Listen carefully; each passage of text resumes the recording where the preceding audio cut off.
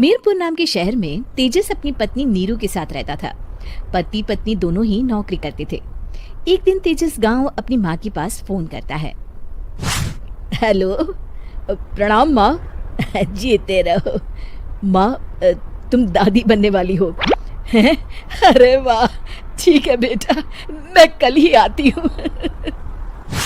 जब माँ जी शहर पहुंची तो बेटे बहू ने बहुत अच्छे से स्वागत किया। लीजिए माँ जी चाय। अरे गर्मा गर्म पकोड़े ले आओ माँ के लिए। नीरू रसोई में गई और 2 मिनट में ही पकोड़े ले आई। जी ये लीजिए। बहू जादू से बनाए हैं क्या? अभी तो रसोई में गई थी। यम्मी। माँ जी, शीला रसोई में पकोड़े तल रही है, मैं बस लेकर आई। हे भगवान, मेरा धर्म भ्रष्ट कर दिया तूने। अब तो गंगा जल से शुद्धिकरण करना होगा। दूसरे दिन, माँ जी मैंने नाश्ता बना दिया है, ऑफिस जा रही हूँ। पर अभी तो घर का सारा काम पड़ा है। शीला आती ही होगी, झाड़ू पोछा बर्तन कपड़े वो सब कर लेगी।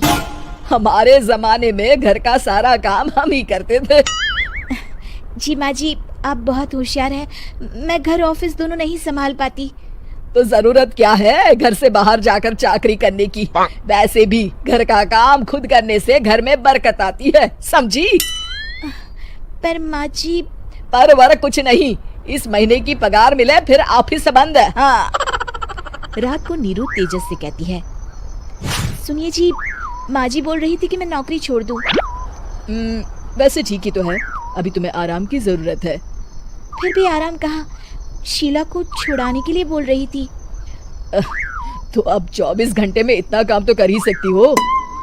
पर जॉब पसंद है मुझे, घर पर मन नहीं लगेगा।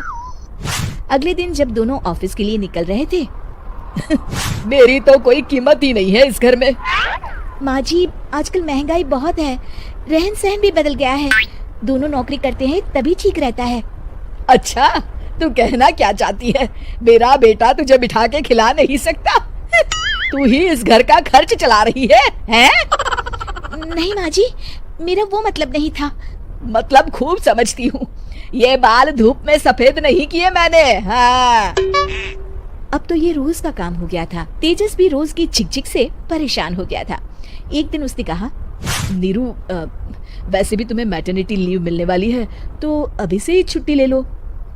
पर क्या, मेरी सैलरी अच्छी खासी है। आखिर नीरू ने रिजाइन कर दिया। जब बच्चा हुआ तो घर में सब बहुत खुश हुए। कुछ दिनों बाद तेजस फाइल देख रहा था। क्या हुआ तेजस, कुछ परेशान लग रहे हो?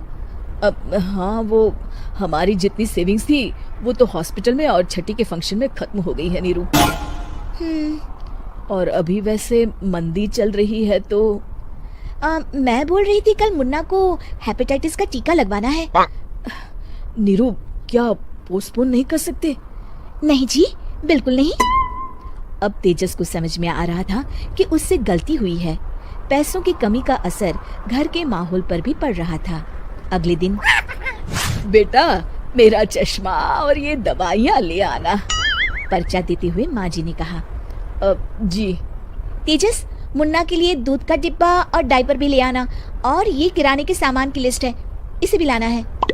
तेजस गुस्से में लिस्ट मरोड़ कर फेंकता है और चिल्लाता है, पैसे क्या पेड़ पर उगते हैं? ये ले आना, वो ले आना। अरे पर ये जरूरत का सामान ही है। वो गुस्से में बिना कुछ कहे ऑफिस चला गया। अरे अरे लंच तो ले जाइए। नीरू दौड़कर डिब्बा पकड़ाती है। एक दिन खाना खाने के बाद, नीरू, अब तो मुन्ना कुछ बड़ा हो गया, तो अब तुम वापस ज्वाइन कर लो ना जॉब। पर इस रिसेशन में जॉब मिलना बहुत मुश्किल है। ट्राई तो करो। फिर मुन्ना? माँ जी है ना, और एक फुल टाइम मेड भी लगा लेंगे। पर माँ जी, उन्हें तो पसंद नहीं।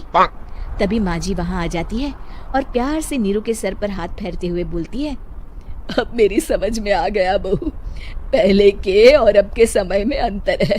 तुम काम शुरू करो, मुन्ना की जिम्मेदारी मेरी।